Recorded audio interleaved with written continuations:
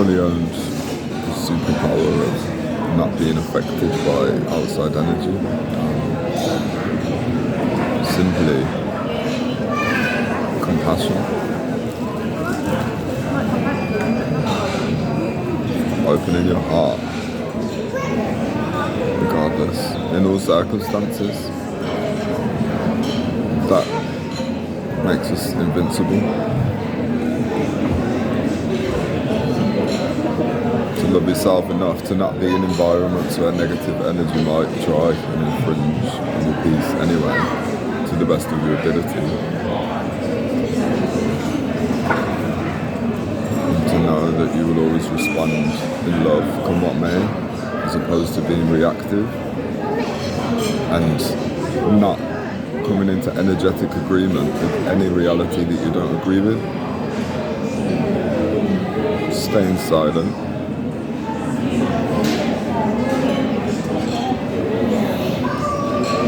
I have experienced what we have no choice but to call spiritual warfare in this life. To the nth degree, over and over again, my whole life, because of people's insecurity, jealousy, and inability to understand the same things that I understand about life. My God, about love.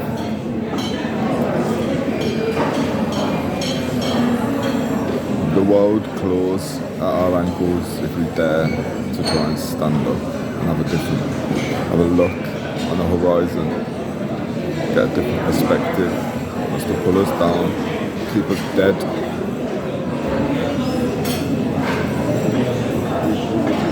And the world operates through unconscious channels,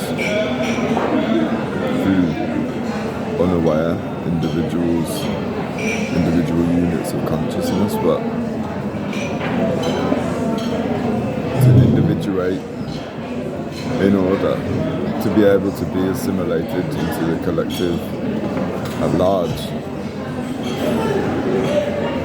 is the only way, because there is a hive mind that has just kept humanity bubbling along, and it's inorganic consciousness. Eat, sleep, work, repeat, die.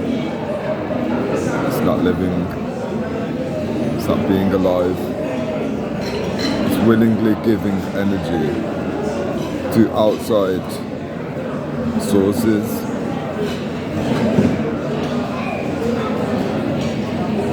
And, well, we've got no choice. It's just what we do. This is how we do it.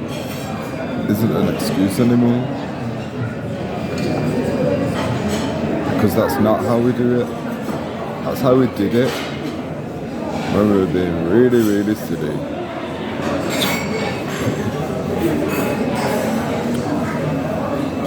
Psychic attacks. The more you clear your own channel, the more you forgive yourself, the more you make your heart as light as a feather, the purer your vessel gets, the channel for consciousness to come through. So you become more sensitive to the degree that it doesn't matter if somebody is 10,000 miles away. If they are having consistent bad mind, thought form expressions happening and being a part of that process, you can feel it. You get to hear what people are saying behind your back, because that's only fair. But that material isn't there for vengeance.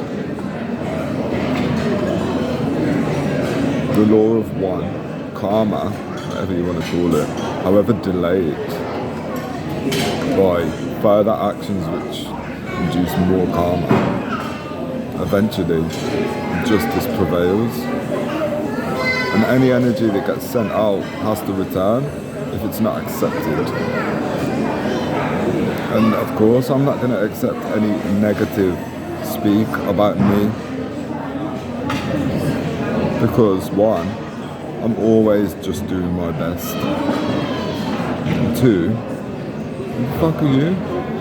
What are you doing with your life?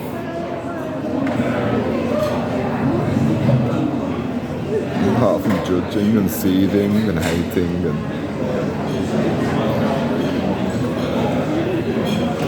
my inner peace is where it belongs. That's where it's going to stay. That's my fucking right. I'll hold on to that ever so fiercely, but softly. So I don't actually care what anybody else is doing, saying, thinking in this life. I have ideals. I would prefer that everybody were meditating on good things, on beautiful things, on, you know, how we're going to get together and make the world a more beautiful place, and clearly it's Sodom and Gomorrah. But that's just me, you know. So, anytime we blame anything for anything, all we're saying is, I haven't got my big boy pants on at the moment. I don't know how to take responsibility for my portion of creation. So I'm just gonna sit down and make a really good list about some really bad problems. I'm gonna go around showing the list to people and see if we can tick them off one by one.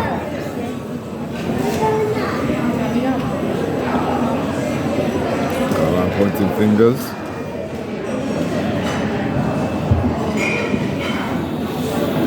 And life goes on.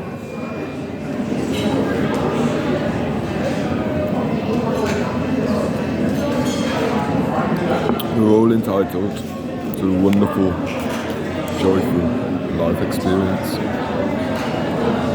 But we're also accountable for that. Nothing changes in my life until something changes inside me to accommodate the change, to believe in, frankly, miracles, right? For humans to change their patterns of behaviour, that's a miracle, because humans rely on familiarity and some false senses of comfort and security that we draw from knowing, being able to know.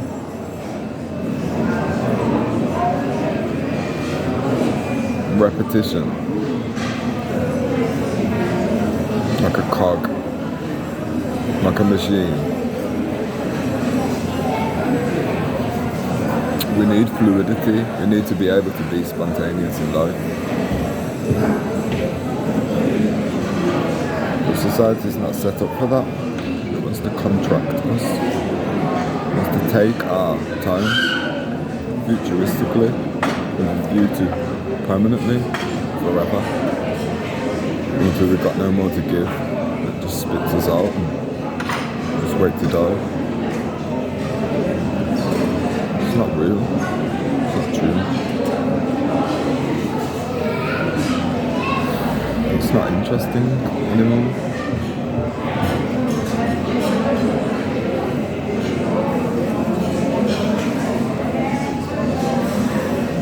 Yeah. It's a nice jumper. I like it as well. That's why I'm wearing it.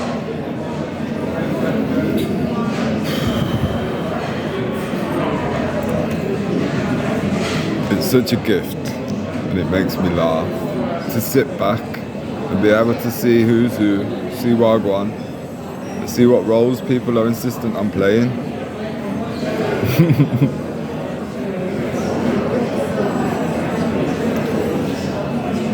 The things that I didn't ask for in my life. Other people sticking their nose in or trying to disturb the flow of my life, trying to put doubt and fear into my field. That just becomes more obvious in others as it is reflected back to them, as I get to witness impartially, neutrally, the what is of any situation. and I get to bless that one. Well, not. I won't be cursing, but you know, what is owed? Well, nothing is owed to us in this life.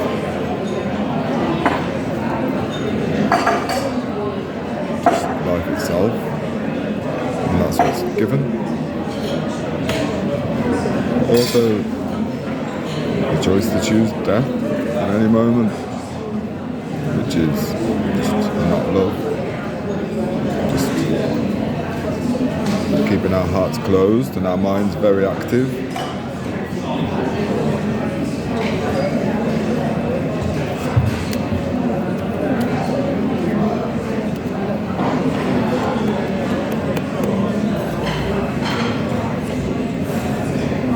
How much human illness is down to an inability to let go, an inability to step outside of the story which paints someone in such a good light and maybe the rest of the world in a terrible light.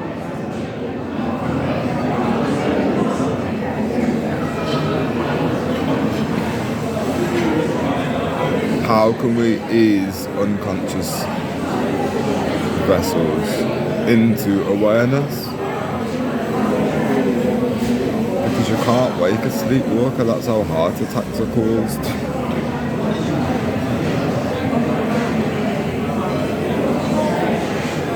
Just let them sleep. If we just concentrate on our own vibration, then the rumbles will wake everybody up. We don't have to be directing ourselves at anybody. The whole world will hear our roar when we have all attuned.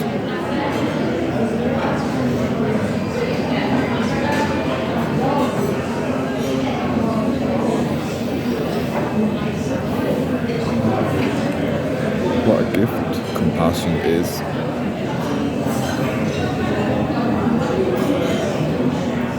To see everybody as God, even when it's God playing dumb, even when they're pretending not to be.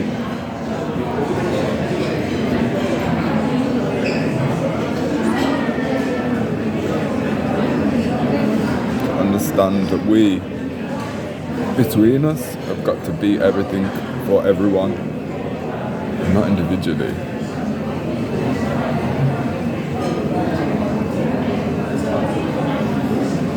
Comprehend that everybody is on their own unique journey in life to find divinity in the world and in themselves, and just go about your business.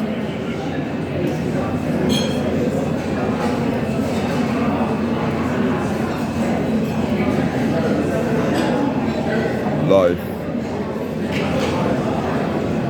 is a portrait. The life that we live is the picture we have painted. We're allowed to be created through us, through our words, our actions and our thoughts.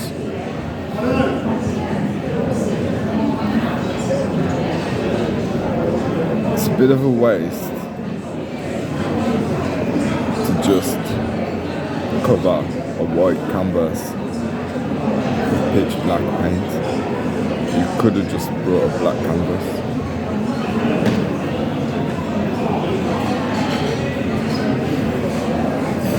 The truth of the truth, the heart of the matter,